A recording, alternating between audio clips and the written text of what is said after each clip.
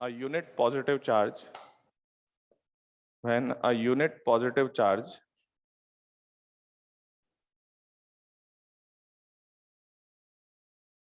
flows when unit positive charge flows through the negative terminal of battery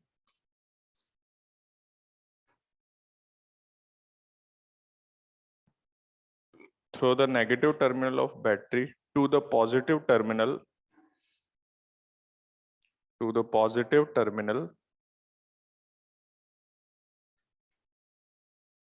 from inside the battery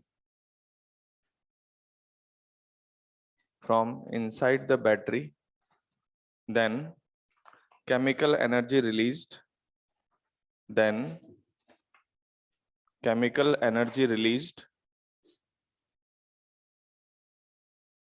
per unit charge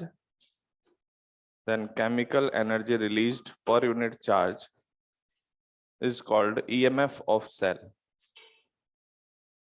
समझ गए? आपने देखा मेरे definition में कहीं पोटेंशियल डिफरेंस का नाम आया नहीं आया। EMF is the chemical energy released per unit charge. तो देखो पहली बात तो जो हमारा बैटरी है उसको हम लोग इस तरह से रिप्रेजेंट करते हैं, पॉजिटिव टर्मिनल को बड़ा बनाते हैं, नेगेटिव टर्मिनल को छोटा। आपको पता है ये नेगेटिव है और ये पॉजिटिव टर्मिनल है, और हमने बोला कि जब नेगेटिव से पॉजिटिव बैटरी के अंदर से चार्ज का फ्लो होता है तो केमिकल एनर्जी रिलीज होती है। तो ईएमएफ को अगर हम ई से रिप्रेजेंट करें तो it is your chemical energy released per unit charge. मान लीजिए आपने क्यू नॉट चार्ज फ्लो कराया, ठीक है, क्यू नॉट चार्ज फ्लो कराया आपने, तो chemical energy per unit charge को क्या बोलेंगे हम? ईएमएफ। अच्छा, इसकी अगर आप एसआई यूनिट देखेंगे तो क्या आएगा? ऊपर है जूल, नीचे है कूलाम। तो जूल पर कूलाम को हम लोग क्या लिखते हैं? तो जब आप ईएमएफ देखेंगे तो वो वोल्ट की तरह उसकी जो यूनिट है एसआई यूनिट वो वोल्ट दिखेगी आपको, लेकिन आपको पता है कि वो उसका पोटेंशियल डिफरेंस नहीं है, वो क्या है? ईएमएफ है। और इंटरनल रेजिस्टेंस तो आप समझ ही गए कि अगर अंदर आयंस फ्लो करेंगे तो वो जो मटेरियल है, मतलब जो इलेक्ट्रोलाइट के अंदर से जब करंट पास करेगा या बैटरी के अंदर से पास करेगा, तो जो भी वो अपना रेजिस्टेंस शो करेगा वो उसका क्या होगा? Internal resistance. ठीक है। अच्छा, अब ये बात आती है कि केमिकल एनर्जी रिलीज को हम लोग कई बार वर्क डन बाय बैटरी बोलते हैं। क्या बोलते हैं? यूनिट तो सेम ही है, तो हम कहते हैं कि बैटरी ने कितना वर्क आपको भेजा है, that work done per unit charge is called EMF. बात समझ गए? अब जैसे अगर मान लीजिए आपका सेल आइडियल है तो आप समझ गए इसका रिप्रेजेंटेशन ऐसा है।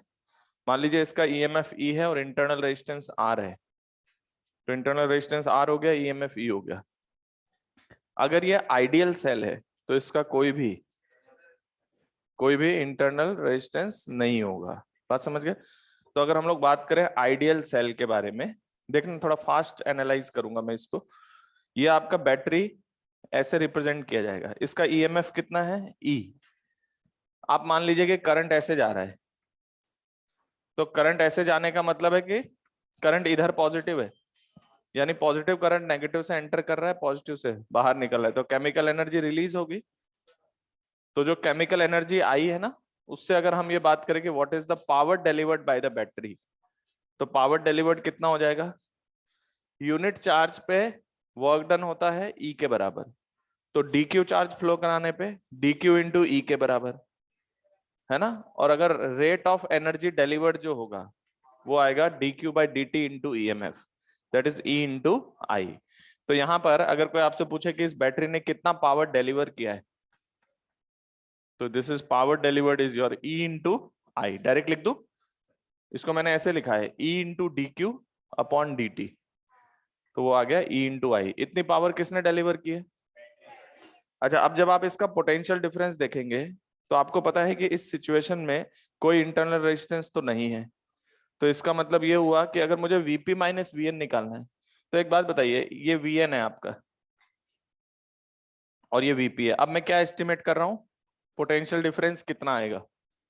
तो मुझे बताइए, नेगेटिव टर्मिनल से एंटर किया, पॉजिटिव टर्मिनल से बाहर निकला, तो बताइए उसको कितना एनर्जी मिली? D Q VP minus VN, इतनी एनर्जी मिली है, बोलिए। और ये जो एनर्जी मिली है वो कहां से मिली है? केमिकल एनर्जी से। तो D Q into E M F कहां से मिली है? केमिकल एनर्जी से मिली है ना। तो D Q into E M F energy मिली है। इसको ऐसे समझो, नेगेटिव टर्मिनल पे घुसा था तो उसका एनर्जी कम थी, पॉजिटिव टर्मिनल से निकला एनर्जी ज्यादा है। तो कितनी एनर्जी मिली? डी क्यू इंटू ई, यूनिट चार्ज के बराबर। अरे समझ में आ गया कि आगे बढ़ू? तो यहां से मेरे पास वीपी माइनस वीएन कितना आया? वीपी माइनस वीएन मतलब पॉजिटिव माइनस नेगेटिव टर्मिनल का पोटेंशियल डिफरेंस ईएमएफ के बराबर है। तो ईएमएफ और पोटेंशियल डिफरेंस अलग बातें होती है। अगर हम आइडियल ईएमएफ सोर्स की बात करें तो उसमें पोटेंशियल डिफरेंस पॉजिटिव और नेगेटिव के बीच का वो किसके बराबर आता है? ईएमएफ के बराबर। लेकिन ईएमएफ पोटेंशियल डिफरेंस नहीं होता है, अभी आपको दिखाई देगा। तो पता है इस कंडीशन को क्या बोलते हैं? इसको बोलते हैं बैटरी डिस्चार्ज हो रही है। क्या हो रही है? डिस्चार्ज मतलब अगर वो केमिकल एनर्जी आपको दे रहा है तो उसकी केमिकल एनर्जी कम हो रही है, इसका मतलब बैटरी डिस्चार्ज कर रही है। अगर यही बैटरी या सेल मान लीजिए कि इसमें से करंट ऐसे पास करें, तो करंट ऐसे जा रहा है, तो इसको हम बोलेंगे चार्ज हो रही है बैटरी। क्या बोलेंगे? तो चार्जिंग में पावर डिलीवर्ड की बजाय कंज्यूम होगा, तो पावर डिलीवर्ड जो आएगा उसको हम लोग नेगेटिव लिख देंगे, क्योंकि ये दे नहीं रहा है, ये ले रहा है। कितना ले रहा है? ई इंटू आई। समझ आई बात? अब अगर कोई आपसे पूछे कि यहां से यहां, तो चार्ज यहां से एंटर कर रहा है, यहां पहुंच रहा है, तो उसकी पहले एनर्जी ज्यादा है, बाद में एनर्जी कम है। कितनी कम हो गई? तो D Q into VP minus V N, इतनी कम हो गई। And that is equals to minus of D Q into E M F, क्योंकि रिवर्स हो गया प्रोसेस।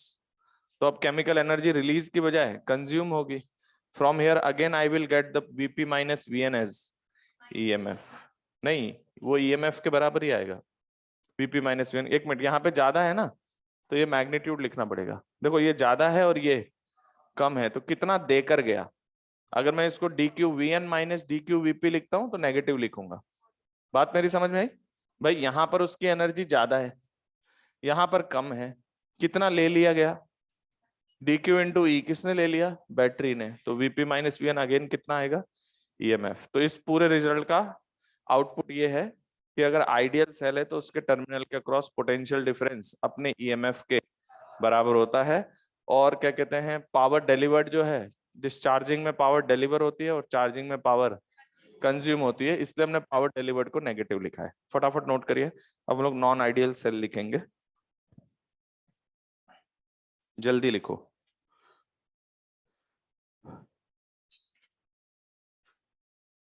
तो आइडियल सेल में पोटेंशियल डिफरेंस ईएमएफ के बराबर आ रहा है, लिख लो बेटा।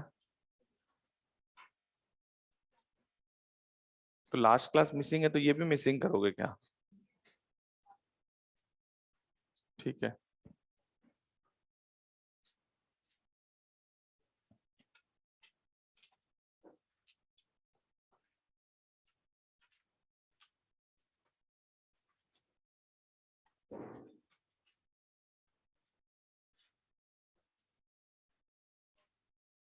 यहाँ पे, यहाँ पावर डिलीवर हो रहा है, यहाँ पर पावर नेगेटिव लिख रहे हैं ना हम, इसका मतलब है कि वो कंज्यूम कर रहा है।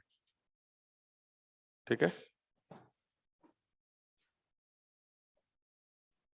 देखो अगर समझ के पढ़ोगे तब तो समझने का फायदा है, नहीं तो फिर इस पूरे बोर्ड पे क्या लिखा है कि पोटेंशियल डिफरेंस किसके बराबर होता है, ये रट लो आप। यस और नो? और अगर आप समझ के चल रहे हैं तो मैंने एनर्जी एस्पेक्ट से समझाया है कि वो एनर्जी से कैसे हो रहा है। बात समझ गए? अभी नॉन आइडियल लेते हैं।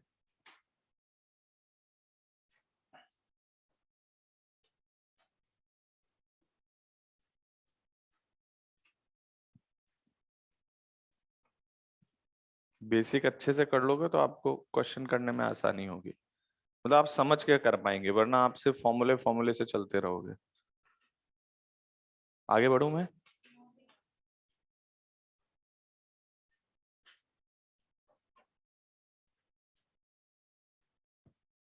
तो ये याद रख लोगे कि नेगेटिव टर्मिनल से करंट एंटर करे और पॉजिटिव से निकले तो बैटरी डिस्चार्ज होती है, और पॉजिटिव टर्मिनल से एंटर करे और नेगेटिव से निकले तो बैटरी चार्ज होती है।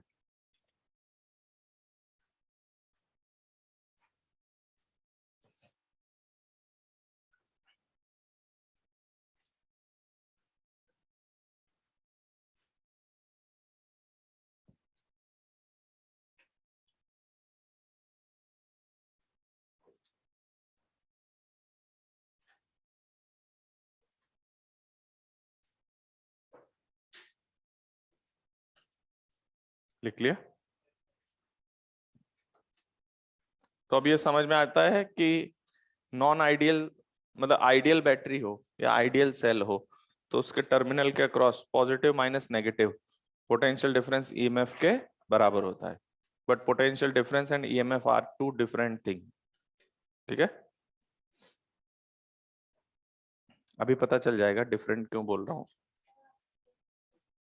यही बताइए, chemical energy released per unit charge. ठीक है,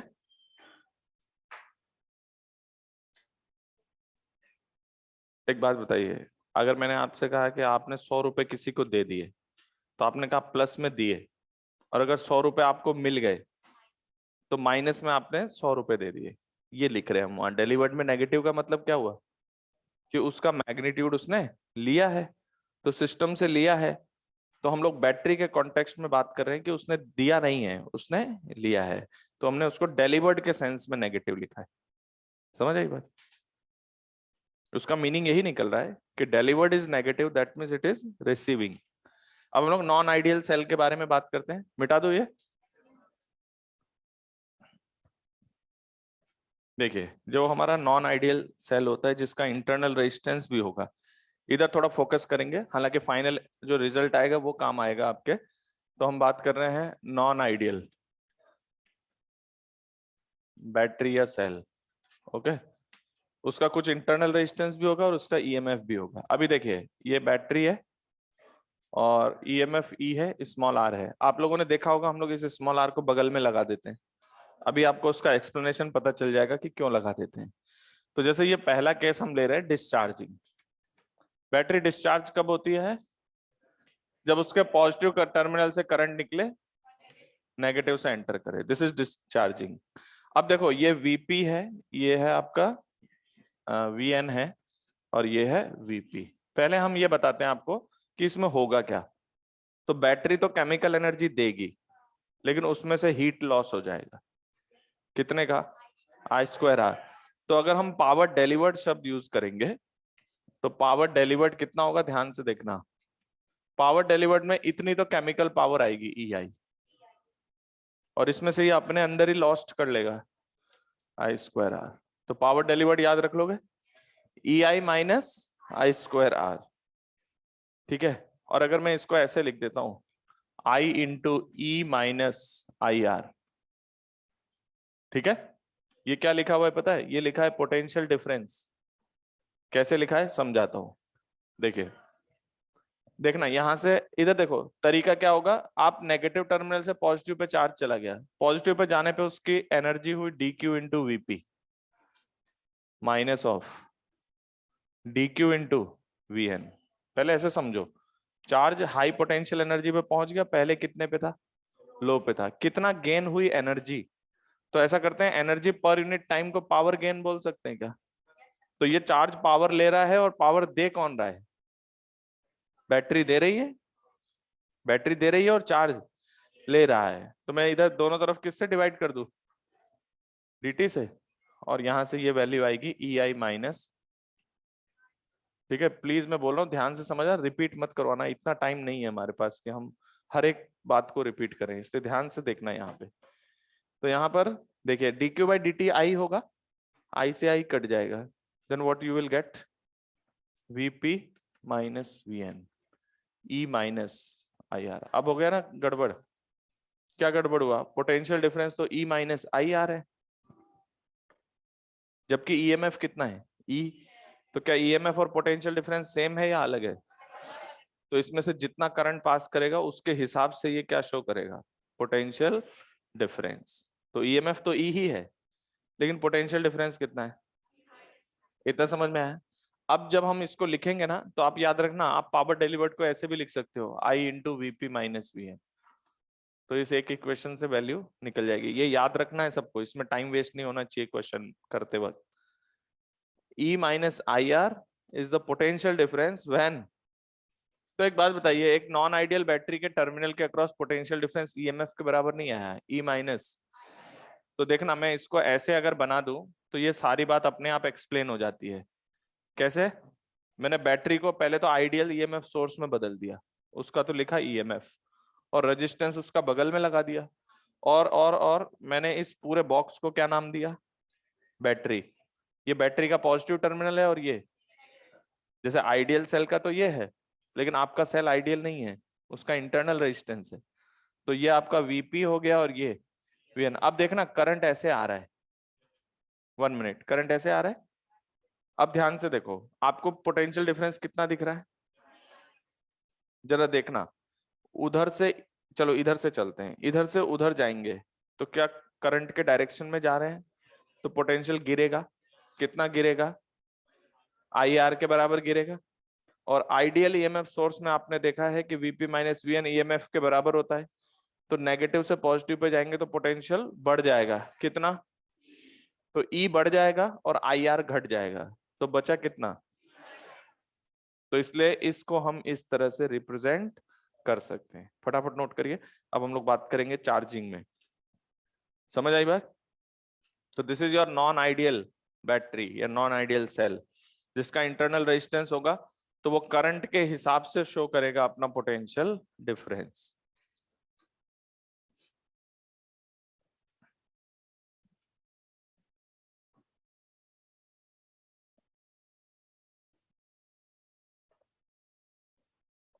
मतलब कुल मिला के पता है, नॉन आइडियल को एक आइडियल ईएमएफ सोर्स और बगल में उसका रेजिस्टेंस लगा दो, वो उस सारी कंडीशन को फुलफिल करता है जो एक्चुअल में हो रही है। तो कोई आपसे पूछे कि नॉन आइडियल सेल के क्रॉस पोटेंशियल डिफरेंस, तो आप कहोगे कि डिस्चार्जिंग में कितना होता है, ई माइनस आई आर। अब मान लो इसका आई की वैल्यू नॉन जीरो है, तो पोटेंशियल डिफरेंस जो है ई से कम आएगा। तो बताइए, क्या पोटेंशियल डिफरेंस और ईएमएफ एक ही बात है कि अलग बात है? अलग बात है।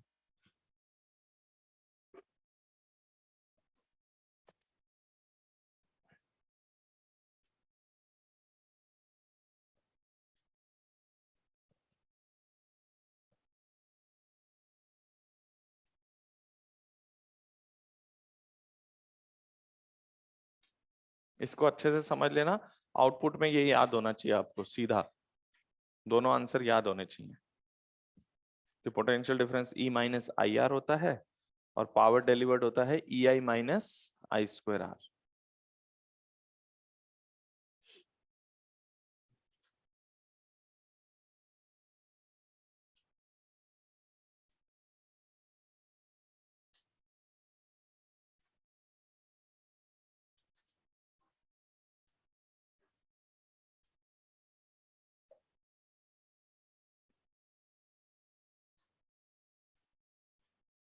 लिख लिया। अब second case is charging of the battery. Charging कैसे होती है, यानी बैटरी के पॉजिटिव टर्मिनल से करंट एंटर करा दो और नेगेटिव टर्मिनल से निकाल दो। ईएमएफ और आर, इधर से पॉजिटिव टर्मिनल से एंटर हुआ, नेगेटिव टर्मिनल से निकल गया, ये चार्जिंग है। इधर देखिए, अब मैं यूज कर रहा हूं शब्द पावर डिलीवर्ड। क्या यूज कर रहा हूं, पावर डिलीवर्ड। तो आपको पता है ये डिलीवर नहीं कर रहा है, ये कंज्यूम कर रहा है। कितना ले रहा है पता है, ई इंटू आई तो केमिकल पावर में भेज रहा है, प्लस आई स्क्वायर आर अपने अंदर हीट डेवलप कर रहा है। तो पहले इसका मैग्नीट्यूड लिख रहा हूं, ई आई प्लस आई स्क्वायर आर, इतना पावर ले रहा है, तो डिलीवर्ड सेंस में नेगेटिव हो जाएगा। और अगर मैं इसको I into VP minus V N लिख दूं, समझ गए क्या, तो वहां से हम क्या पता कर सकते हैं कितना। तो मैं एक बार एनर्जी स्ट्रक्चर लिख देता हूं। मेरा यहाँ पर एक चार्ज हाई एनर्जी पे एंटर किया, डी क्यू इंटू वीपी, ये तो पॉजिटिव से एंटर किया, कहां से निकला, D Q into V N से निकला। क्या इसकी एनर्जी कम हो गई, कितनी कम हुई। तो अगर मैं इसका रेट से डिवाइड कर दूं, रेट निकाल लूं, तो वो होगा E into I plus I square R. आप ऐसे समझना, ये एनर्जी जिस रेट से कम हो रही है और ये कम होने का रेट ही है जो वो खा रहा है। बात समझे कि नहीं? इतना केमिकल पावर में ले जा रहा है और इतना हीट में ले जा रहा है। बात समझ गए? यहां से मेरे पास Vp माइनस Vn आता है E plus I are. Okay. और अगर कभी आपको पावर डिलीवर्ड को Vp माइनस Vn में लिखना हो तो पहले I into Vp minus Vn तो कर ही दो, उसके बाद बाहर माइनस लगा दो, क्योंकि पावर डिलीवर नहीं हो रहा है, पावर कंजम्पशन है एक्चुअल में। इतनी बात समझ में आ गई? अच्छा, अगर आप इसको भी देखें तो हम इसको भी ऐसे ही बना सकते हैं, ईएमएफ आइडियल और आर। करंट किधर से आना चाहिए? इधर से इधर जाना चाहिए। तो चलो हम लोग इधर उल्टा चलते हैं, एन से पी की तरफ। ये पूरा बॉक्स हो गया, ठीक है। बताइए, इधर करंट आ रहा है ना, मैं इधर से उधर जा रहा हूं, तो इधर से उधर जाने पे करंट के अपोजिट जा रहे हैं, पोटेंशियल बढ़ेगा। कितना बढ़ेगा? I R.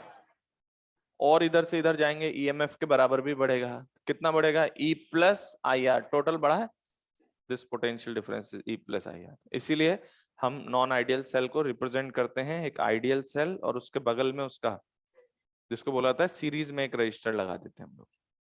बात समझ गए क्या? तो ये डायरेक्ट याद होना चाहिए सबको कि डिस्चार्जिंग में E minus I R potential difference, charging में E plus I R potential difference होता है।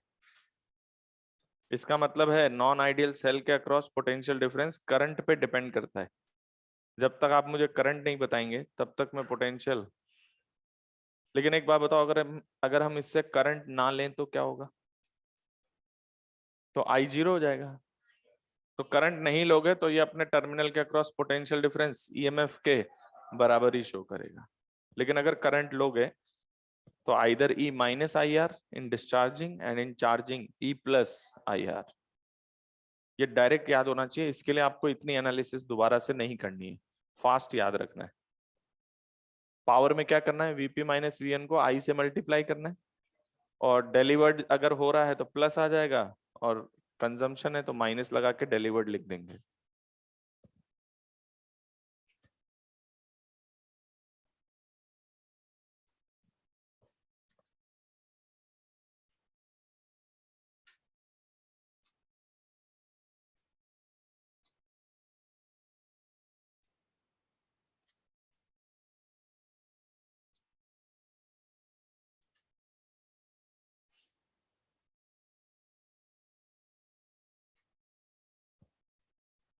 क्लियर? तो आपके पास चार्जिंग और डिस्चार्जिंग का मीनिंग आ चुका है, और अब आपको दिख भी रहा है। क्वेश्चन ऐसे पूछता है कि चार्जिंग में है या डिस्चार्जिंग में है, तो पोटेंशियल डिफरेंस क्या ईएमएफ के बराबर होगा या ज्यादा होगा या कम होगा, वो आप देख के बता सकते हो। फॉर्मूले से बताना है आपको, ठीक है। और इसकी वैल्यू कितनी आएगी वो करंट के अकॉर्डिंग डिपेंड करेगा कि करंट कितना है। अगर आप करंट जीरो लेते हैं नॉन आइडियल सेल से भी, तो अगर करंट जीरो मेंटेन होता है, इसका मतलब है कि उसमें पोटेंशियल डिफरेंस ईएमएफ के बराबर ही आ जाएगा। लेकिन हमेशा ही होगा? अगर कोई कहता है कि नॉन आइडियल सेल के अक्रॉस पोटेंशियल डिफरेंस ईएमएफ के बराबर, इट मे बी, सही बात है, बट इट मस्ट बी, ये सही बात नहीं है। It depends on current. बात समझ में आई? तो हम लोग आगे बढ़ते हैं, तो उससे पहले मैं आपको कुछ पॉइंट्स बताता हूं जो अभी आगे सर्किट के एनालिसिस में यूज होने वाला है। इसको अच्छी तरह से समझ लेना, ठीक है, क्योंकि पूरा सर्किट इसी पर डिपेंडेंट है जो मैं लिखने वाला हूं अभी, है ना। देखिए होता क्या है,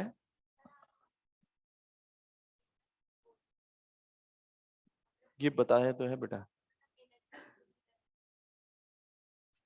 एनर्जी कंज्यूम से मतलब, हाँ, अगर करंट नहीं फ्लो करेगा तो उसमें हीट डेवलप नहीं होगी, तो फिर हम सीधा क्या बोलेंगे कि पोटेंशियल डिफरेंस जो मेंटेन करेगा वो किसके बराबर करेगा? ईएमएफ के बराबर ही करेगा। समझ आई बात? और करंट फ्लो करेगा तो उसके अकॉर्डिंग रेस्पॉन्ड करेगा। ये इतना समझ में आ गया सबको? अब देखिए कुछ रिमार्क्स हैं, इसको समझना आप। जैसे इधर देखिए, एक रजिस्टर है ना, इसमें इसका रेजिस्टेंस आर है, और इधर करंट पास कर रहा है आई। पहले बताइए कौन हाई पोटेंशियल पे है, कौन लो पोटेंशियल? ये वाला हाई पोटेंशियल, ये वाला लो पोटेंशियल। तो आपको पता है VH माइनस VL की वैल्यू IR के बराबर होती है।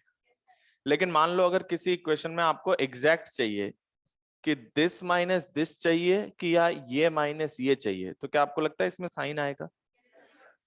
इसमें क्या आएगा? साइन आएगा।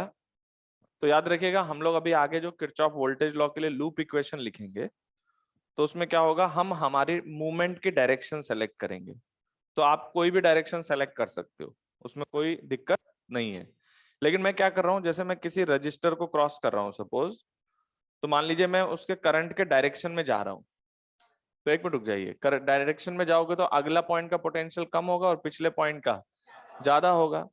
और हम ये डिसाइड कर रहे हैं कि हम हमारे मूवमेंट के हिसाब से, ये हमारा मूवमेंट है इस तरफ, मतलब आप पोटेंशियल डिफरेंस लिखने के लिए मूव करेंगे, आप मूव करेंगे इधर, है ना? तो आपको लिखना फाइनल माइनस इनिशियल। तो आप लोग बताओ, ये प्लस आई आर की minus I are? Final minus initial. क्या आपका फाइनल पॉइंट कम का पोटेंशियल है? तो क्या लिखेंगे? याद रख लेना, ये अभी क्लियर कर लेना, नहीं तो पूरा सर्किट खराब हो जाएगा, पूरा सर्किट खराब हो जाएगा। मैं अभी आपको वार्निंग दे रहा हूं। तो अभी आप समझ लो मैं कर क्या रहा हूं, मैं यहां से यहां कूद रहा हूं, तो मैं अपने मूवमेंट के हिसाब से फाइनल माइनस इनिशियल लिख रहा हूं। क्या लिख रहा हूं? Final minus initial. तो बताइए, मेरा पैर जब मैं इधर से इधर जंप करूंगा, तो मेरा पैर फाइनली किस पर गिरेगा? कम पोटेंशियल पे। और इनिशियली तो प्लस आई आर की माइनस आई आर, क्योंकि कम में से ज्यादा को माइनस कर रहे हैं। और अगर आप मेरे से कहते हैं कि सर इधर से उड़ के जाओ, तो मैं अगर इधर से उड़ के जाता हूं तो मेरा पैर किधर गिरेगा? हाई पोटेंशियल पे। तो मैं लिख रहा हूं फाइनल माइनस, जिसको मैं डेल्टा वी लिखता हूं। तो इधर मूव करने पे आपने डेल्टा वी लिखा माइनस आई आर, तो इधर जाने पे delta we plus I are. इसी में कोई, इसमें किसी को कोई कंफ्यूजन? क्योंकि आगे सर्किट में यही करना है आपको, या तो ऐसे जाना है या ऐसे जाना है। तो करंट के डायरेक्शन में जाओगे तो माइनस आई आर लिखोगे, और करंट के अपोजिट जाओगे तो प्लस आई आर। किसी को कोई कंफ्यूजन? क्लियर। अब मान लीजिए एक आइडियल ईएमएफ सोर्स है आपके पास। अब तो हमने ट्रांसफॉर्म कर ही दिया है, नॉन आइडियल भी होगा तो उसके बगल में रजिस्टर लगा देंगे उसका। ये आइडियल ईएमएफ सोर्स है। बताइए, अगर मैं इधर से इधर जंप मारता हूं, तो मुझे लिखना है पोटेंशियल डिफरेंस। आइडियल है ये, तो मैं यहाँ हाई पोटेंशियल से लो पे जंप मार रहा हूं, तो हाई से लो पे जाने पे माइनस ई आएगा। और अगर मेरा जंप इधर होगा तो? Very good. इसमें कोई कंफ्यूजन तो नहीं आएगा। याद रखिएगा, ये मत सोचना कि ये डिफरेंस यहां से यहां का डिफरेंस ईएमएफ के बराबर है। अब आप इधर जा रहे हो कि इधर जा रहे हो, उससे आपका फाइनल और इनिशियल बदल रहा है। और आप लिख रहे हैं फाइनल माइनस इनिशियल। इतनी बात सबको समझ में आई? तो ये मेरे पास जो आएगा, ये मूवमेंट के अकॉर्डिंग पोटेंशियल डिफरेंस लिखना है। तो ईएमएफ सोर्स पे ऐसे लिखना है, रजिस्टर पे ऐसे लिखना है। रजिस्टर पे करंट के डायरेक्शन में जाएंगे तो माइनस आई आर, अपोजिट आएंगे तो प्लस आई आर। और ईएमएफ सोर्स में तो ज्यादा दिक्कत नहीं है, बड़े से छोटे पे जाओगे तो माइनस आएगा, छोटे से बड़े पे आओगे तो प्लस आएगा। बात समझ गए? तो ये आपके पास एक कंडीशन फुलफिल होती है, इसको नोट करिए।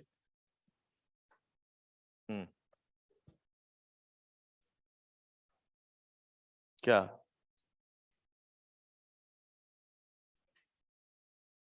एडजस्ट होने से मतलब क्या है आपको पहले?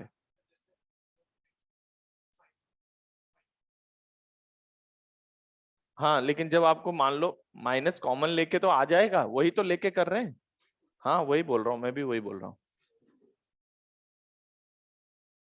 मैं भी वही बोल रहा हूँ।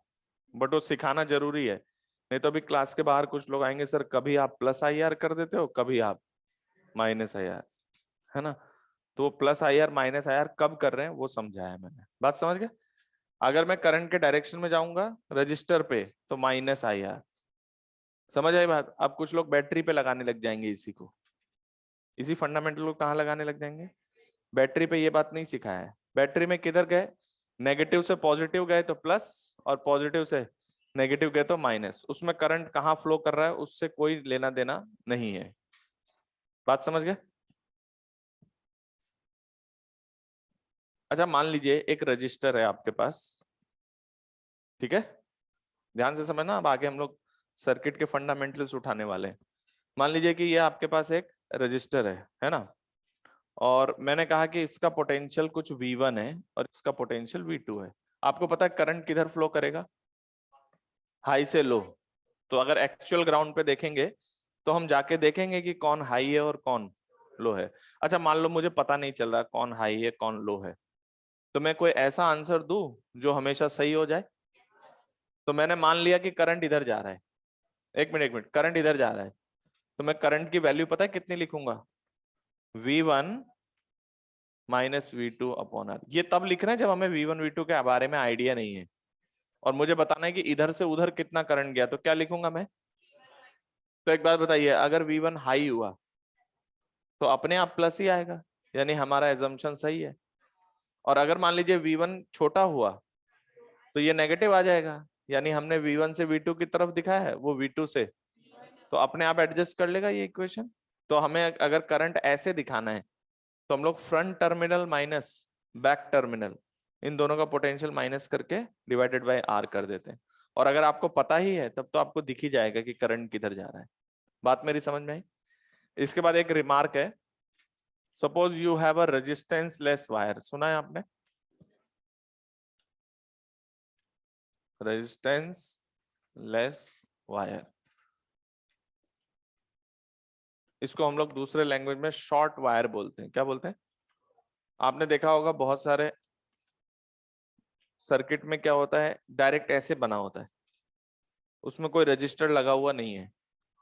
तो या तो क्वेश्चन बोले कि ये एक रजिस्टर है, तब तो हम रजिस्टर मान लेंगे चाहे आप बनाओ कैसे भी। लेकिन अगर आपने सिर्फ सीधा एक लाइन बना रखा है और कुछ नहीं बोला हुआ है, यानी वो हमारे लिए क्या है? Resistance less wire. इसकी प्रॉपर्टी ध्यान से समझना। इसमें क्या हो रहा है, एक रेजिस्टेंस लेस वायर है, इसका कोई रेजिस्टेंस, इसका मतलब है कि इसके अंदर इलेक्ट्रिक फील्ड जीरो रहेगा। इसके अंदर क्या जीरो रहेगा? इलेक्ट्रिक फील्ड जीरो रहेगा। J बराबर सिग्मा E है। और अगर हम रेजिस्टेंस लेस की बात कर रहे हैं तो यानी वो मटेरियल हाईली कंडक्टिंग है। क्या है? या तो मटेरियल हाईली कंडक्टिंग है, या आप मैथमेटिकली बोल दो कि हम इसका रेजिस्टेंस नेग्लेक्ट कर रहे हैं। क्या कर रहे हैं? तो इसकी एक इंपॉर्टेंट प्रॉपर्टी है, इसमें से करंट जाएगा और कहीं भी जा सकता है, लेकिन इसके टर्मिनल के अक्रॉस पोटेंशियल डिफरेंस जीरो रहेगा। मतलब अगर इसका पोटेंशियल V है तो इसका भी। अब इसको ध्यान से समझ लेना। जैसे कुछ लोग आके कहेंगे सर आपने कहा था रजिस्टर में तो करंट तभी जाता है जब पोटेंशियल डिफरेंस हो। वो हमने रजिस्टर की प्रॉपर्टी पढ़ाई है। रेजिस्टेंस लेस वायर में करंट जाएगा लेकिन कोई पोटेंशियल डिफरेंस नहीं होगा उसके अंदर। बात समझ गए? क्योंकि ये कैसा है? Resistance less. तो कोई ऐसे मत कर देना कि मतलब कि सर पोटेंशियल डिफरेंस नहीं है तो करंट क्यों जाएगा।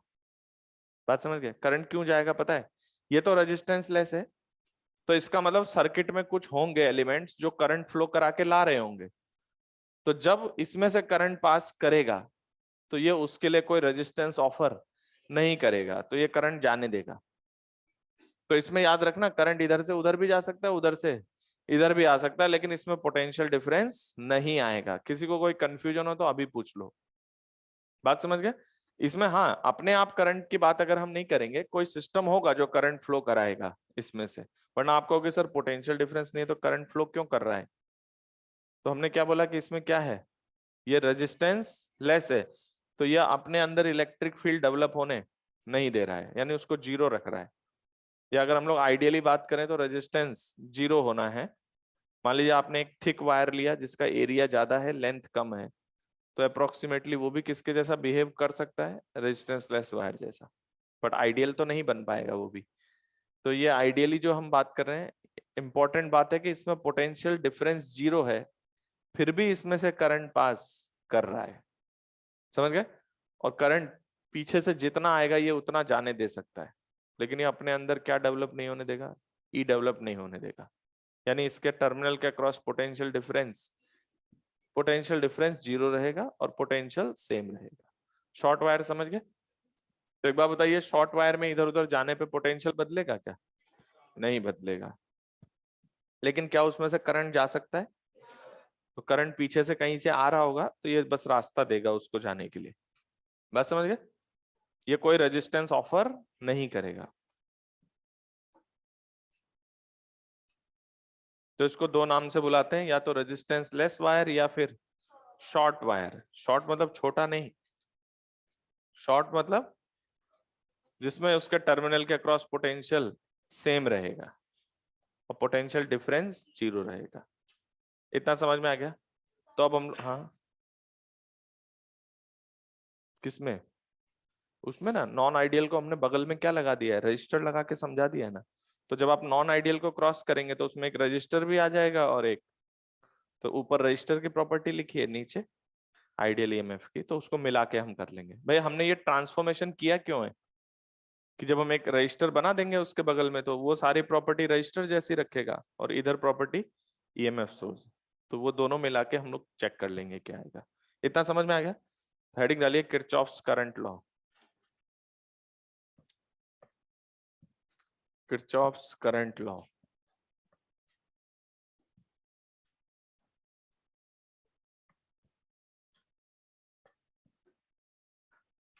जिसको हम लोग शॉर्ट में क्या बोलते हैं, KCL.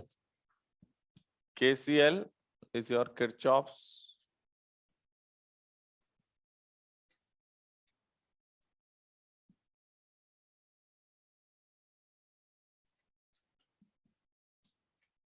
Kirchhoff's current law. Kirchhoff's current law क्या कहता है, किसी जंक्शन पे जितना करंट आएगा उतना करंट जाएगा। तो लिखिए,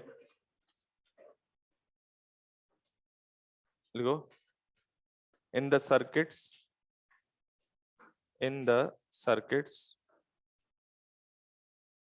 net current incoming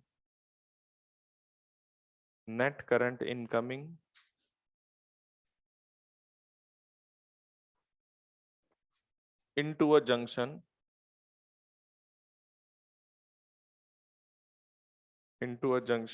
is equal to the net current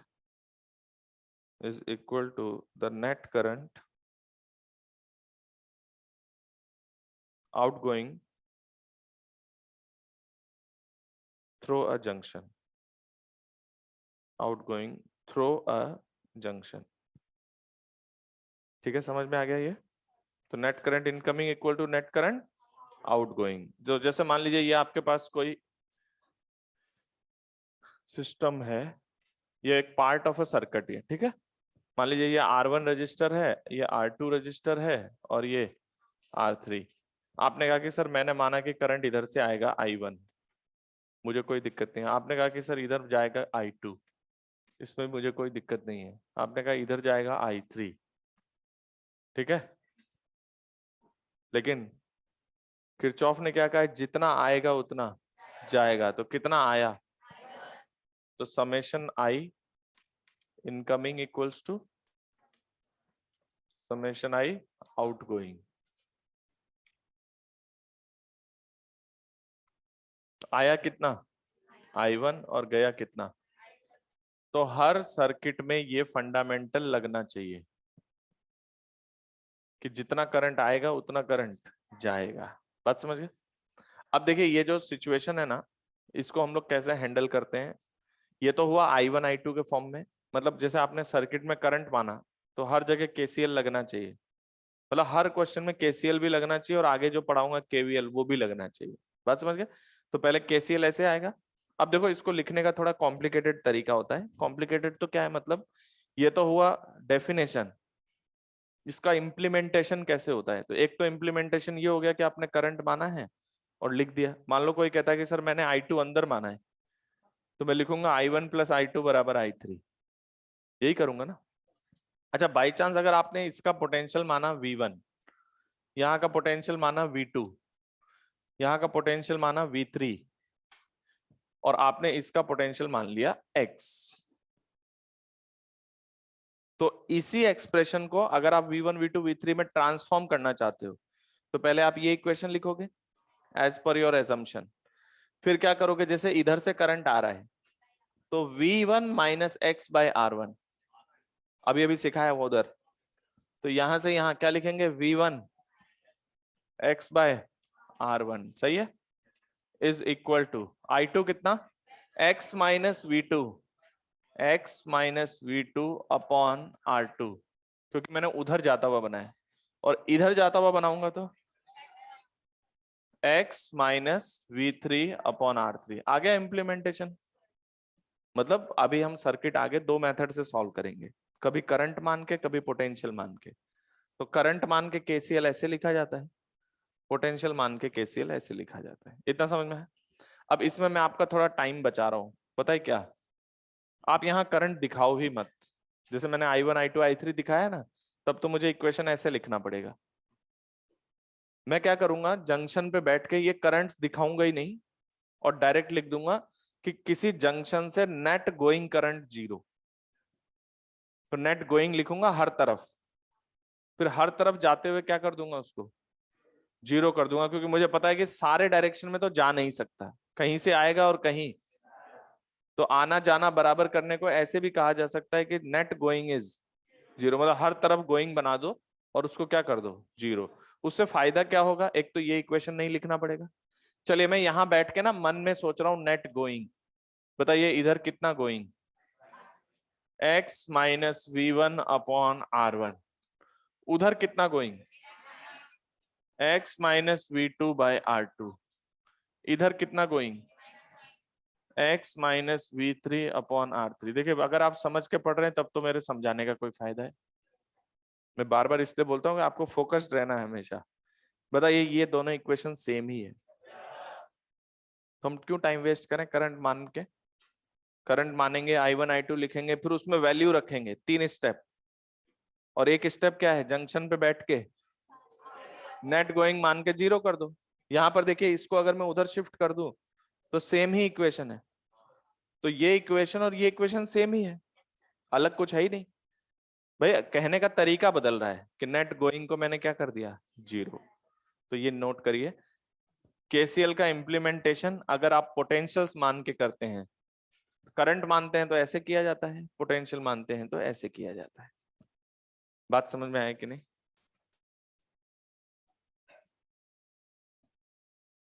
ये सब क्वेश्चंस में काम आएंगे, वहां पर कोई ज्यादा किंतु परंतु नहीं होना चाहिए। अभी जितना समझना है समझ लो। ओके,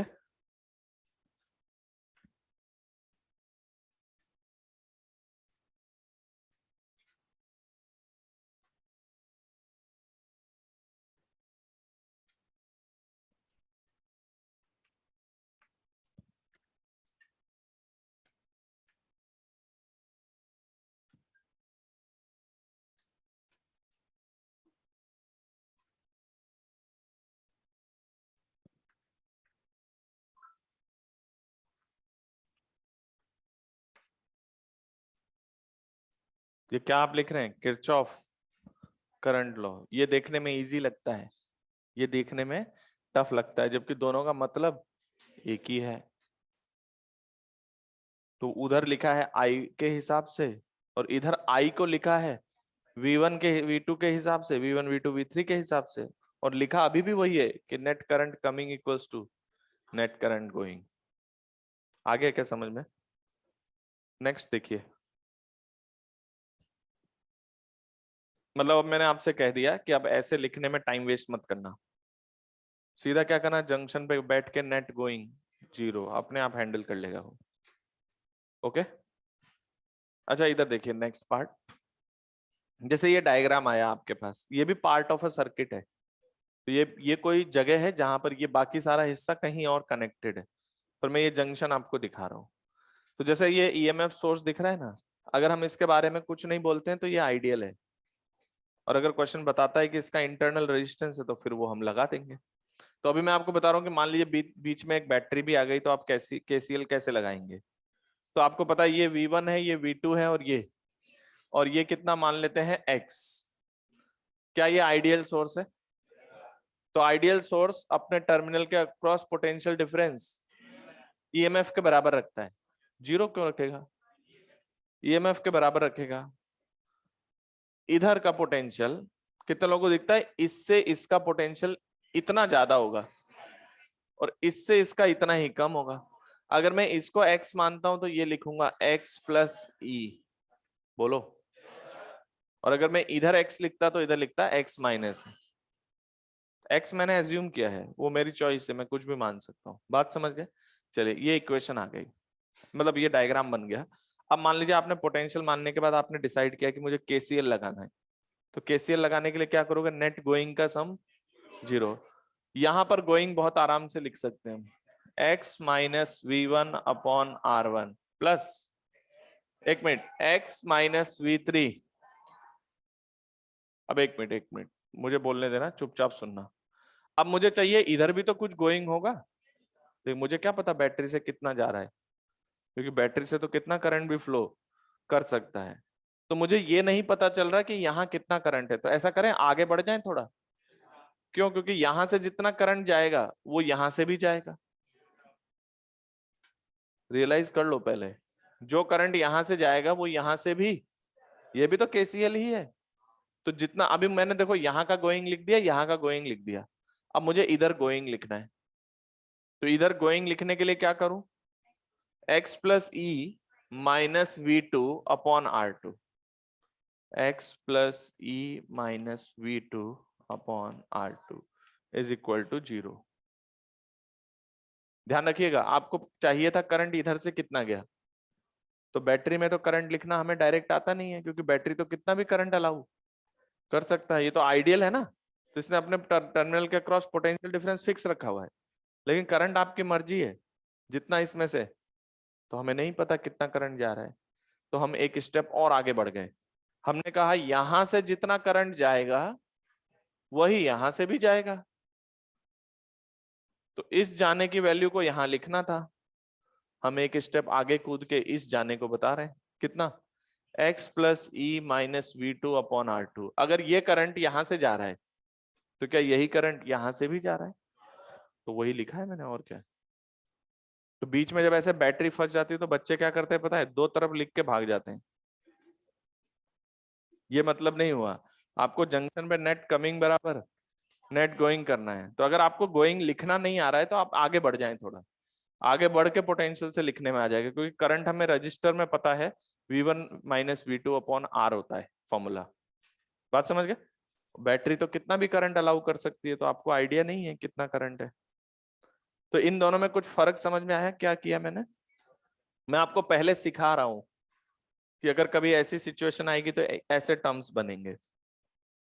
समझ आई बात? तो फोकस रह के ध्यान से देखें।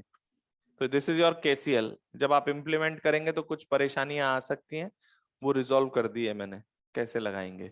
बात समझ गए? नेक्स्ट लिखिए, Kirchhoff's voltage law. Kirchhoff's voltage law,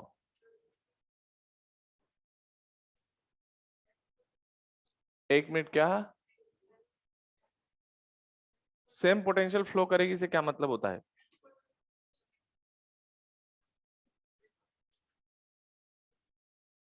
कहां पर यार, ये एक्स है, ये कितना है? अब आप कहना क्या चाह रहे हो, थोड़ा ध्यान आराम से समझा दो। करंट जाएगा, सेम करंट जाएगा, कैसे होगा?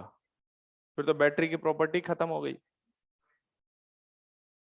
फिर तो बैटरी की प्रॉपर्टी खत्म हो गई कि आइडियल सेल अपने अक्रॉस पोटेंशियल डिफरेंस क्या रखता है। देखो एक बात ध्यान रखना, फिजिक्स कंसेप्चुअल सब्जेक्ट है। मैं आज आप लोगों को एक बात बता दूं, आप लोगों को फिजिक्स को अप्लाई करना है, ना कि अपनी फिजिक्स को अप्लाई करना है। जो फिजिक्स है उसको अप्लाई करेंगे, क्वेश्चन सही होगा। और आप मन में कुछ भी आ जाए उससे नहीं चलना है आपको। बात समझ गए? अभी अभी थोड़ी देर पहले तो पढ़ा है कि आइडियल सेल के अक्रॉस पोटेंशियल डिफरेंस कितना होता है, और आपने देखा वहां करंट पर डिपेंडेंसी नहीं थी, लेकिन नॉन आइडियल होता तो उसमें डिपेंडेंसी आती है। तो हमने उसका रजिस्टर लगाना सिखा दिया आपको, बगल में रजिस्टर लगा दो उसका। यस और नो? ठीक है, तो x और x प्लस ई क्यों बराबर होगा, ये हो ही नहीं सकता बराबर। इसमें से कितना भी करंट पास कर लो, इससे ये ई का एडिशन ही रहेगा, मतलब ये जितना कम है इससे ई ज्यादा ही होगा ये। आगे बढ़ जाएं, नेक्स्ट लिखिए Kirchhoff's voltage law. Kirchhoff's voltage law,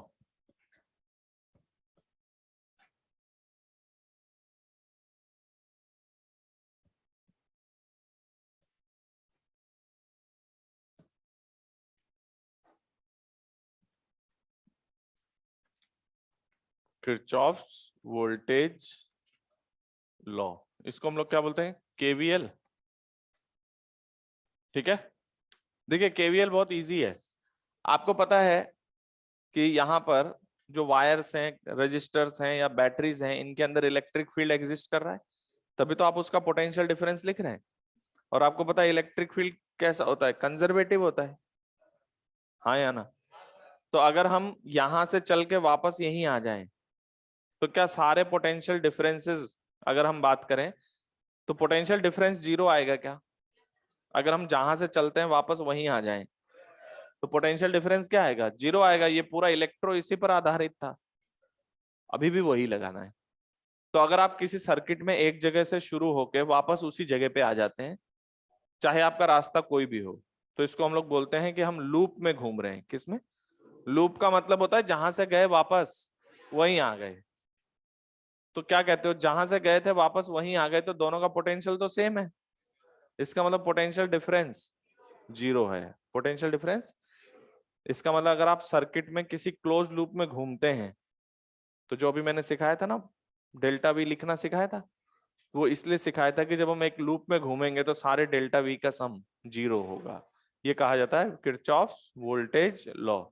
तो मैं आपको एक पहले सर्किट दिखा रहा हूँ, फिर हम लोग उस पर अप्लाई करते हैं। मान लीजिए ये एक रजिस्टर है, ये एक बैटरी लगी हुई है, फिर मान लीजिए यहाँ एक रजिस्टर है, एक बैटरी ऐसे लगी हुई है, और मान लीजिए इस ब्रांच में दो रजिस्टर लगे हुए हैं। ठीक है, अच्छा ये जो मैं दिखा रहा हूँ ये क्लोज लूप के लिए ट्राइंगल दिखा रहा हूँ, ताकि मैं आपको एक क्लोज दिखा सकूं।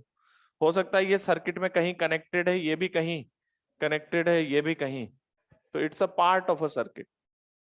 ठीक है, मान लीजिए इसका रेजिस्टेंस R1 है, ईएमएफ E1 है, रेजिस्टेंस R2 है, यहाँ ईएमएफ E2 है, यहाँ रेजिस्टेंस R3 है, और यहाँ R4 है। सबसे पहले जब आप केवीएल इंप्लीमेंट करते हैं तो क्वेश्चन में आप कुछ एजम्पशंस लेंगे। तो आप मान लिया आपने कुछ करंट वगैरह एज्यूम किया, या जो भी एक्चुअल करंट होंगे उन सब में भी यही रिलेशन बनेगा। तो कैसे? मान लीजिए यहां से आपने करंट माना I1, कितना माना? I1 यहां से भी जा रहा है, यहां से भी जा रहा है I1। अब इधर आपने मान लिया कि आपका करंट जो है वो इधर I2 जा रहा है, इस तरफ कितना है? I2।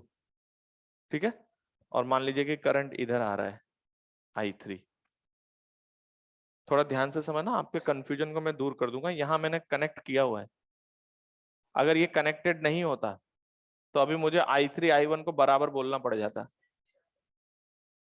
अगर ये कनेक्ट नहीं होता तो जितना आएगा उतना, इधर से I3 आया I3 जाएगा, इसीलिए मैंने यहाँ कनेक्टेड दिखाया कि हो सकता है यहाँ कुछ शेयरिंग हो रही हो।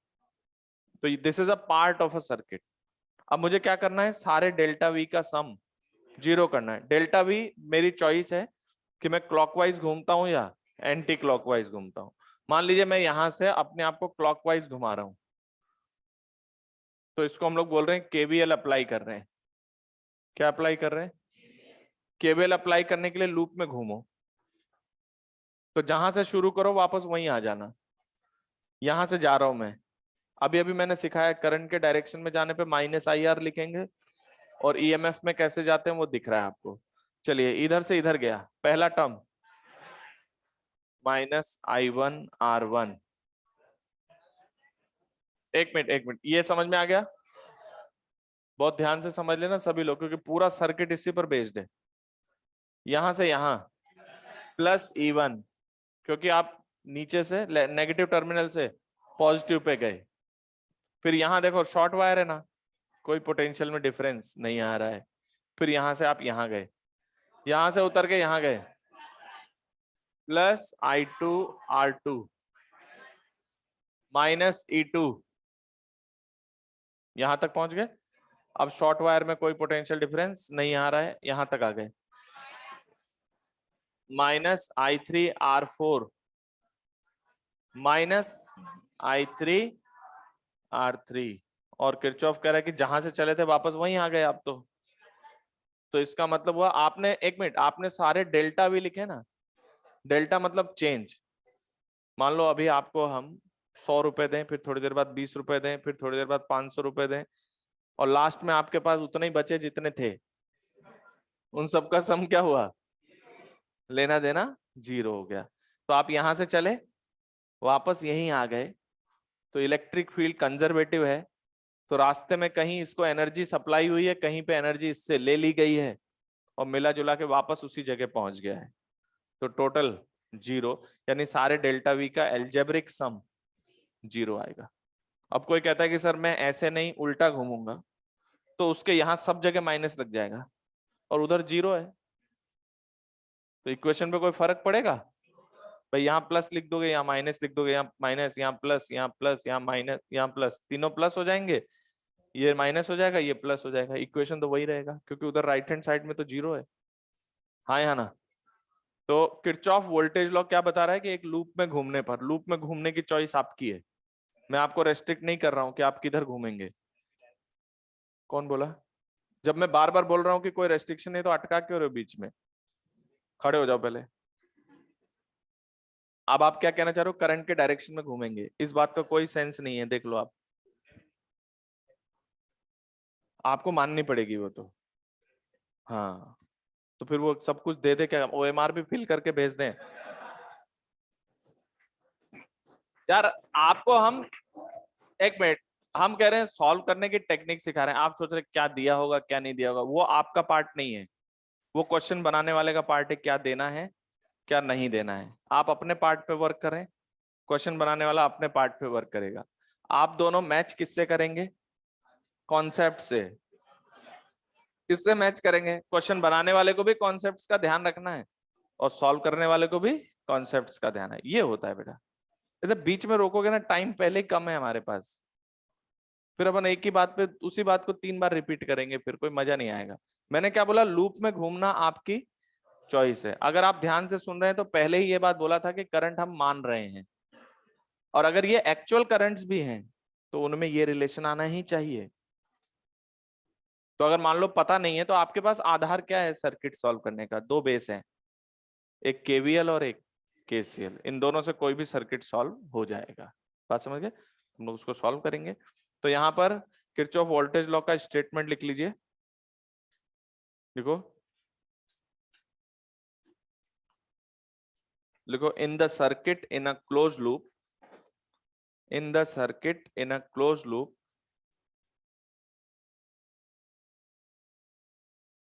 in the circuit in a closed loop,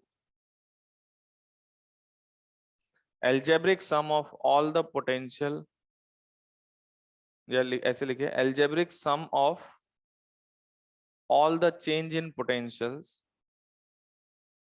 algebraic sum of all the change in potential, algebraic sum of all the change in potential is 0। लेकिन ये किस में बोला है 0? क्लोज लूप में।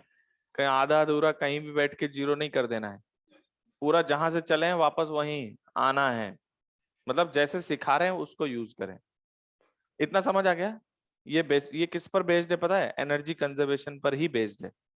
जैसे अगर आप एक चार्ज को पूरा स्टार्टिंग से एंडिंग तक देखें क्लोज लूप में, तो वो जैसे जैसे भी रास्ते से होता हुआ गया है, ठीक है, तो जैसे मान लीजिए कहीं पर एनर्जी बढ़ रही है, कहीं पे एनर्जी घट रही है, और बाद में मिला जुला के सब, तो इसका मतलब कुल मिला के यहाँ आने पर आप बोल सकते हैं चार्ज जिस एनर्जी पे था वापस उसी एनर्जी पर है। बात समझ गए? तो ये बेस्ड जो है ना KVL, this is based on energy conservation.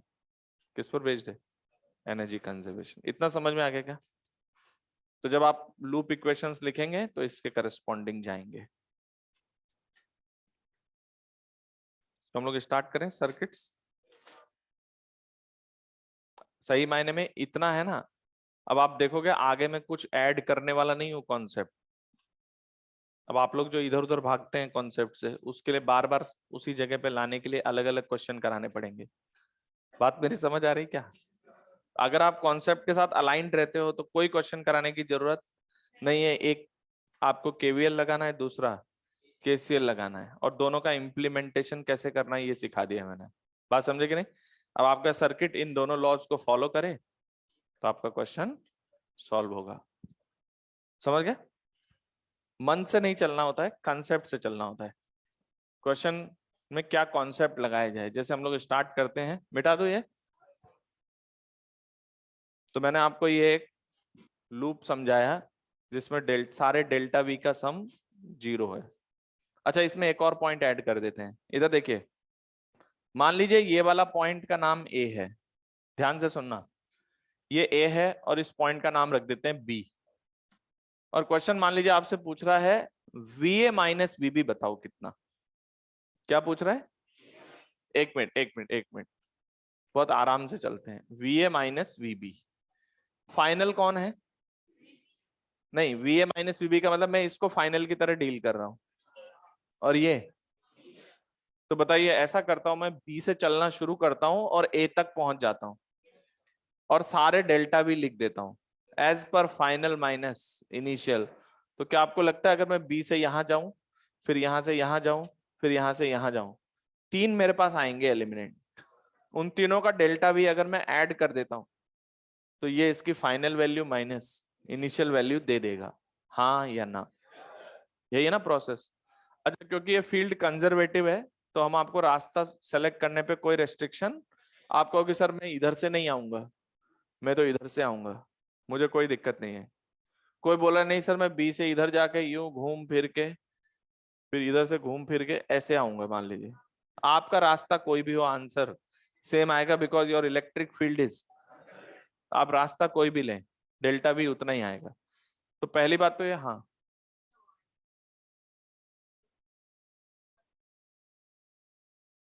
तो इक्वेशन सेम कहाँ आएगी? मैंने कब बोला इक्वेशन सेम आएगी? I3 बदलने से। मैंने कब बोला I3 बदलने से सेम इक्वेशन आएगी? ये तो कॉमन सेंस की बात है। अगर आप I3 को इधर की बजाय इधर मानेंगे तो इक्वेशन में बदलाव होगा। वो तो तुम ही लोग पढ़ा लो, मैं घर बैठ जाता हूँ, क्यों सुबह सुबह 6 बजे आ रहा हूँ मैं घर से उठ के। बेटा अलग आएगी ना, आप I3 इधर मानोगे तो प्लस आएगा, अगर अगर आपका प्लस हुआ, और आपने I3 इधर माना और करंट उधर हुआ तो आपका आंसर माइनस आएगा। कैसे सेम आएगा? अरे लूप में तो 0 आएगा, वो अलग कहानी है। वो कह रहा है सर करंट हमने माना है, तो करंट आपकी चॉइस है, आपकी चॉइस तो फिक्स करोगे ना, एट ए टाइम दो चॉइस पे तो नहीं चलोगे ना, एक चॉइस पे रखोगे ना। चॉइस फिक्स कर लिया आपने, इस चॉइस पर ये इक्वेशन है। अगर कोई कहता है कि सर मुझे I3 ऐसे नहीं मानना, अब शगुन हो जाएगा, तो मैं इधर मानूंगा, मान लो इधर, मुझे एक मिनट, मुझे कोई दिक्कत नहीं है, आपकी ये इक्वेशन बदल जाएगी। अब फाइनल आउटपुट में क्या होगा?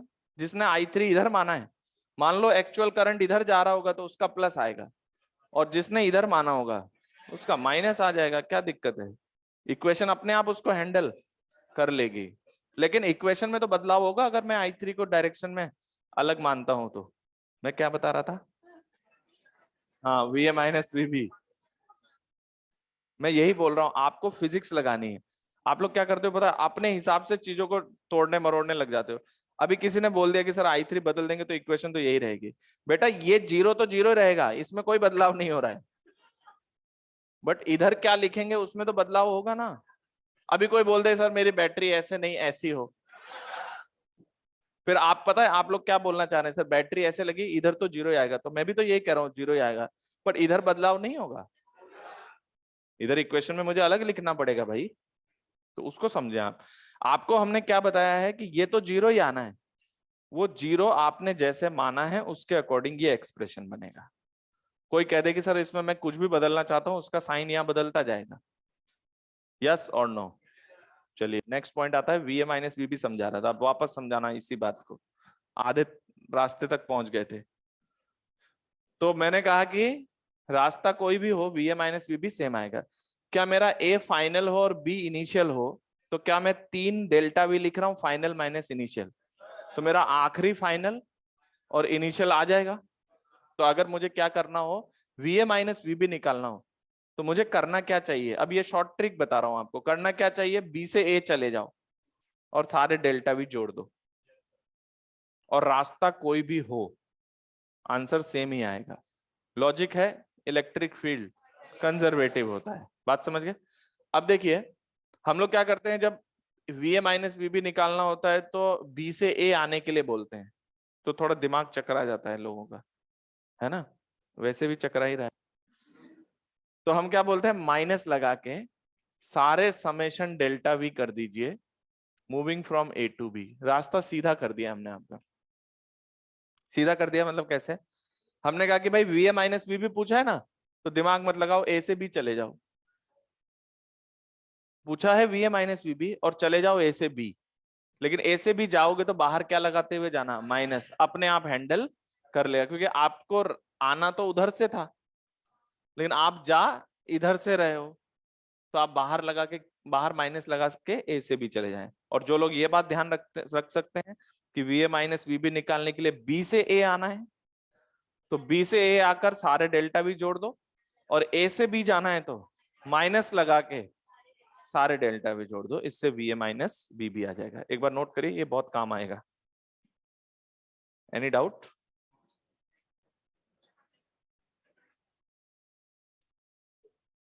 देखिए, साइंस पढ़ने का तरीका होता है। आप बताइए, लॉ तो दो ही पढ़ा रहे ना, केवीएल और, उसके बाद हम कर क्या रहे हैं यहाँ? आपको सिखा रहे हैं कि उसको इम्प्लीमेंट कैसे करना है। हालांकि ये हमारे बताने का पार्ट नहीं है एक्चुअली। हमने आपको आईआर पढ़ाया, उसमें बताया कौन हाई है कौन लो है, बताया कि नहीं बताया? ईएमएफ सोर्स के पूरी कंडीशन पढ़ा दी, तो लूप में तो आप खुद घूम के लिखें। अगर आपको करंट पता हो तो ठीक है, नहीं पता है तो एजम्पशन लेंगे। एजम्पशन लोगे तो आपका आंसर अगर एज्यूम डायरेक्शन में आएगा तो प्लस आएगा, और आपके एजम्पशन से आंसर अपोजिट डायरेक्शन में होगा तो माइनस आ जाएगा। तो वो अपने आप इक्वेशन हैंडल करेगा। सारे क्वेश्चन केसीएल और केवीएल से सॉल्व होंगे। मेरी बात समझ में आई? केसीएल का इम्प्लीमेंटेशन, केवीएल का इम्प्लीमेंटेशन। अब मैं आपको एग्जांपल्स में यही बताऊंगा कब क्या करना है, और आप लोग पूछेंगे क्या नहीं करना है। तो क्या बताना है मेरे को, क्या करना है, कैसे करना है, बात समझ गए? उसको सीखना आप लोग, तो साइंस आसान लगेगी आपको। वरना पूरे चैप्टर में कोई और नया फंडामेंटल आने वाला नहीं है, मैं आपको बता दूं। अंत तक, इस चैप्टर के एंड तक अब कोई फंडामेंटल ऐड नहीं होगा। अब हम अगर जो सॉल्व करके बताएंगे, बैटरी का इक्विवेलेंट बताएंगे, आगे चल के गैल्वेनोमीटर, वोल्ट मीटर, बस उसमें हम लोग थोड़े थोड़े पॉइंट ऐड करेंगे। सर्किट के कोई फंडामेंटल अब ऐड होने वाला नहीं है। अब वो सीधा कैपेसिटर में आएगा, प्लस क्यू बाई सी की माइनस क्यू बाई सी। समझ लो? वरना पूरा फंडामेंटल ऐसे ही चलेगा। इंडक्टर आएगा minus L D I by D T. समझ आई बात? जो उसमें ईएमएफ इंड्यूस होता है इंडक्टर में, तो वो ईएमएफ होता है, ध्यान रखना, पोटेंशियल डिफरेंस नहीं होता है। चलें आगे। अब तो, अब देखिए, अब मैं आपको बहुत सारे क्वेश्चंस बताऊंगा। अभी बीच में हम लोग इसको सीरीज पैरेलल भी बना देंगे। समझते हो सीरीज पैरेलल? तो देखिए, one by one question start करते हैं। Suppose you are given with two batteries, और कुछ ऐसे कनेक्ट कर दिया किसी ने। एक ये बैटरी है, एक ये बैटरी है। ओके, अभी सिंगल लूप सर्किट्स चल रहे हैं। मान लीजिए इसका वोल्टेज 8 वोल्ट है, ये 1 ओम है, और ये है 2 वोल्ट, और ये है 2 ओम।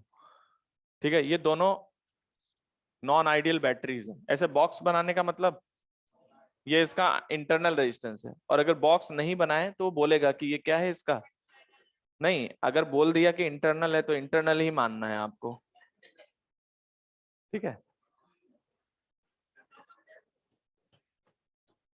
चलिए डायग्राम बनाइए, टाइम कम है अपने पास, और हम उसमें से मैक्सिमम आउटपुट देना चाहेंगे आपको।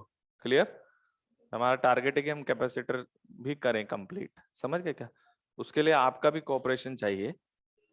आप लोग बहुत ध्यान से पढ़ेंगे तो हमारा काम आसान होगा, और एक ही बात को 3 बार रिपीट कराएंगे तो फिर वो तो, आप अगर हमारी क्लास सुनेंगे ना ध्यान से, हर इफ एंड बट का जवाब हम खुद देते हुए चलते हैं आपको, लेकिन आपको उस बात पे फोकस करना है बस कि क्या बोला कि नहीं बोला वो बात। हमें भी पता है ना कि उस क्वेश्चन को करते वक्त आपके दिमाग में क्या चल रहा है, तो वो हम बताते हुए चलते हैं कि क्या चल रहा है आपके दिमाग में। बात समझ गए? अभी इसी क्वेश्चन में आप ध्यान से सुनना, मैं हर एक बात बताऊंगा जो आपके दिमाग में हो सकता है बाद में हिट करे। हो सकता है आपको लगे कि ये क्यों बोल रहे हैं, हो सकता है बाद में आपके दिमाग में है क्यों बोल रहे हैं। तो लिखिए फाइंड आउट, क्वेश्चन लिखिए find out current in the loop, find out current in the loop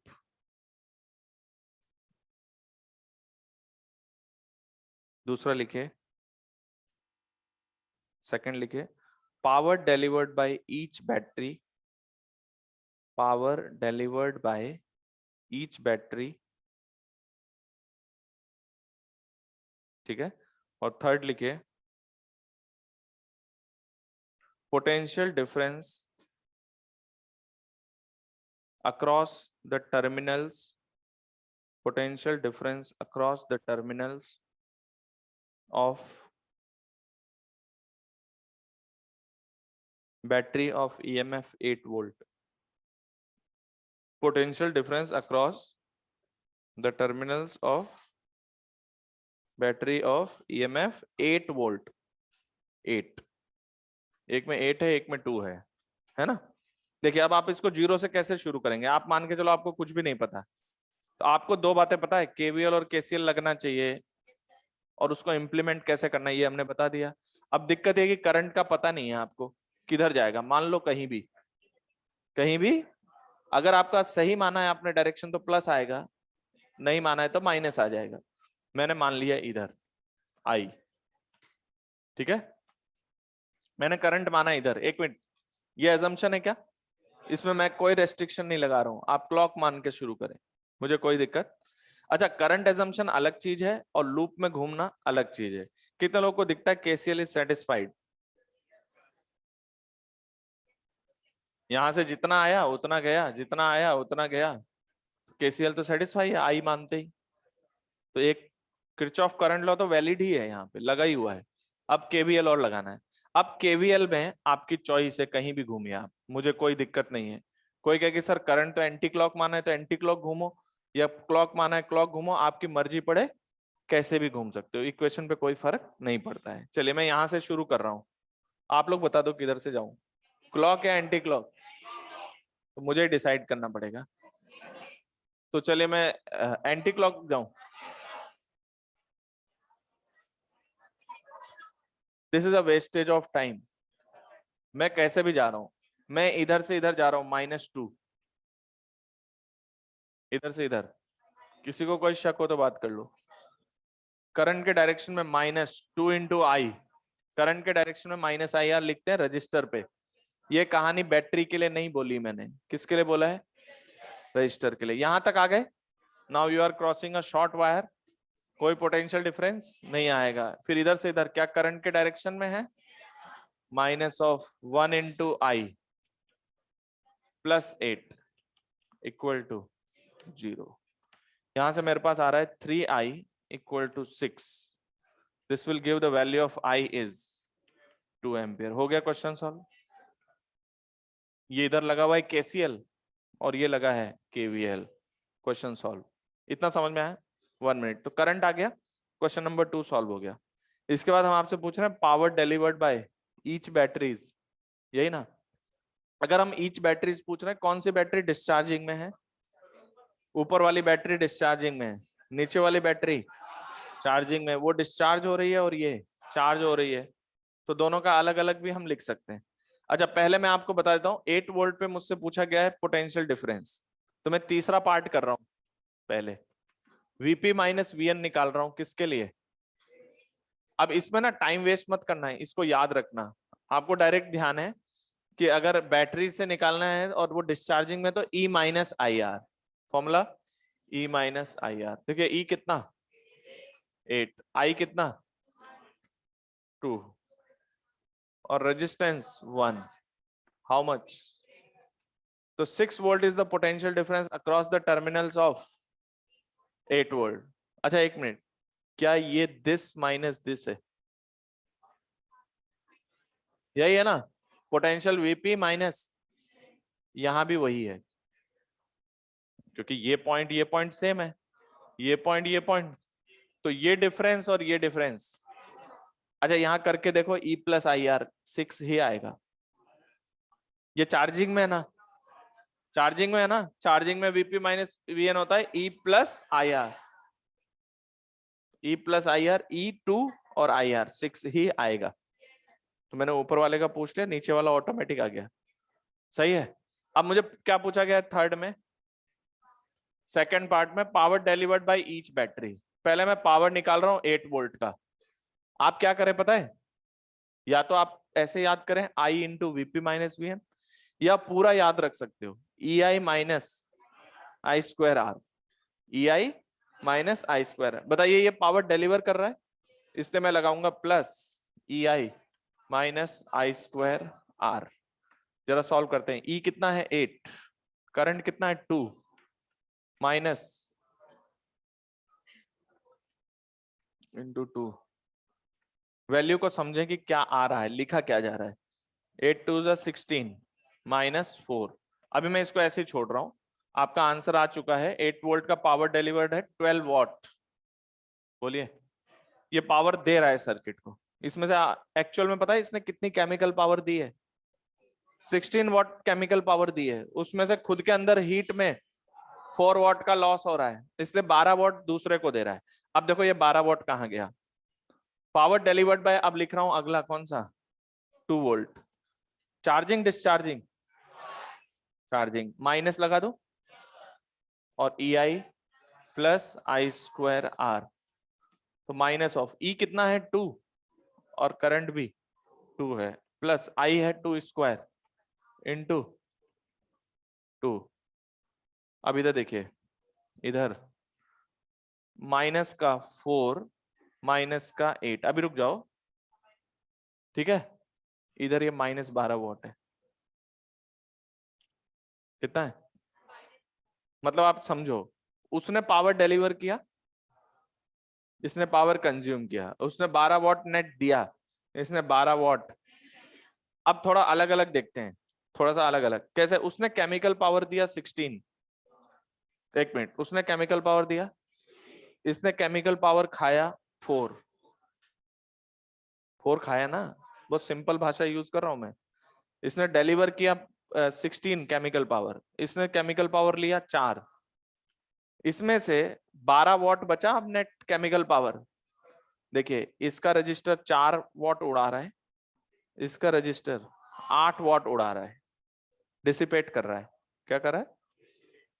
तो आप देखिए टोटल केमिकल पावर अगर हम सिस्टम में बात करें तो पहली बैटरी ने 16 वॉट दिया था, दूसरी बैटरी 4 वॉट ले गई, उसमें से बचा 12 वॉट। और 12 वोल्ट जो है दोनों के रजिस्टर्स में हीट प्रोड्यूस्ड है, यस और नो। और अगर आप ऐसे देखना चाहें कि इसने पावर दिया है 12 वॉट, तो नीचे वाले ने पावर लिया है 12 वॉट। बात समझ गए? तो इसको नोट करिए, ये सारे आंसर्स आ गए आपके। करंट आ गया, पोटेंशियल डिफरेंस आ गया, और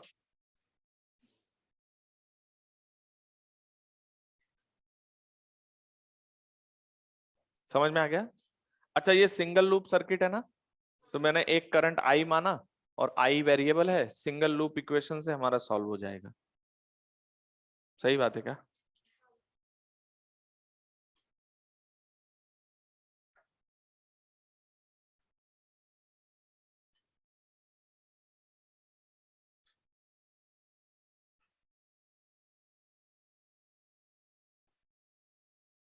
मतलब रजिस्टर सर्किट्स के पता है क्या खास बात है? अगर हम सारे पावर्स ऐड कर दें, या सारे बैटरीज के द्वारा पावर डिलीवर्ड अगर हम बता दें, तो नेट जो बची हुई वैल्यू होती है वो रजिस्टर्स उड़ाते हैं। कौन उड़ाते हैं? या आप ऐसे समझो, सारे केमिकल पावर का एडिशन, समझ गए, और सारे रजिस्टर्स में हीट डिसिपेशन का एडिशन, ये दोनों मिला के बराबर होते हैं। मतलब जितनी केमिकल पावर आएगी उतना ही तो सिस्टम वेस्ट कर पाएगा। जैसे यहां से 16 वॉट आया था, और लेके ये कितना गया, 4 वॉट तो ये केमिकल पावर में ले गया, तो बचा कितना, 12 वॉट। देखो दोनों रजिस्टर 8 प्लस 4, ये दोनों इस तरह से डिसिपेट कर रहे हैं एनर्जी। इतना समझ में आया? एक और क्वेश्चन करा दे, या नहीं तो ब्रेक ले लो, कोई बात नहीं। नहीं उसमें टाइम लगेगा, उसको समझना भी पड़ेगा, तो टाइम भी लगेगा उसमें। होमवर्क नेक्स्ट क्लास में देंगे अभी, है ना। अभी एक साथ आएगा होमवर्क पूरा केसीएल केवीएल के एप्लीकेशन के बाद, क्योंकि उसमें फिर आपको क्वेश्चन में खुद ही देखना है कि क्या करना है। बात समझ गए? या कुछ होमवर्क दिया है क्या पहले? तो ऐसा करो, एक्सरसाइज 1 देना, दे ही देते हैं होमवर्क ना थोड़ा सा। एक्सरसाइज 1 में है किसी के पास? रुको मेरे पास होगा।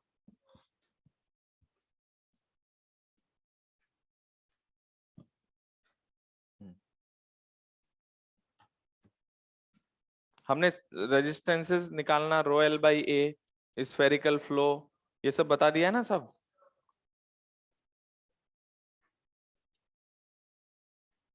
तो करंट इलेक्ट्रिसिटी में एक्सरसाइज 1 आप सॉल्व कर सकते हैं, 1 से लेकर क्वेश्चन नंबर 1 से लेकर क्वेश्चन नंबर 8 तक।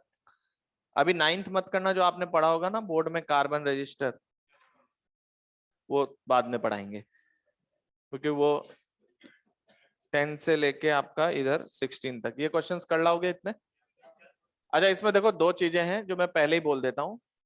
क्वेश्चन नंबर 1 में लिखा है electric current in a discharge tube containing a gas is due to, तो वो होते हैं इलेक्ट्रॉन्स और पॉजिटिव आयन की वजह से। किसकी वजह से? ये एक फैक्ट है और कहीं आपको काम नहीं आएगा। दूसरा एक क्वेश्चन है when potential difference V is applied then thermal speed of electrons is. तो थर्मल स्पीड जो होती है ना वो टेम्परेचर पे डिपेंडेंट होती है, उनका V से कोई लेना देना नहीं है। तो उसका जो भी टेम्परेचर है उसके हिसाब से, जैसे आपने थर्मोडायनेमिक्स में VRMS V एवरेज का नाम सुना हो, ये किस पर डिपेंडेंट होते हैं? √T पे डिपेंडेंट होते हैं। तो यहाँ भी जब आपसे कहा जाएगा ना कि थर्मल एनर्जी जो है उसकी स्पीड किसके प्रोपोर्शनल है, तो आप बोलेंगे √T के प्रोपोर्शनल स्पीड। लेकिन कोई वेलोसिटी बोले तो 0 बोल देना। एवरेज वेलोसिटी 0 आती है, बट एवरेज स्पीड √T के प्रोपोर्शनल। तो इतना होमवर्क नेक्स्ट क्लास में कर लोगे। तो नेक्स्ट क्लास में हम लोग वैरायटी ऑफ सर्किट्स लेंगे। आप देखना 2 कॉन्सेप्ट पढ़ा है, उससे बाहर नहीं जाएंगे, बस क्वेश्चन को घुमाते रहेंगे कैसे कैसे करना है। बात समझ गए? Thank you for today.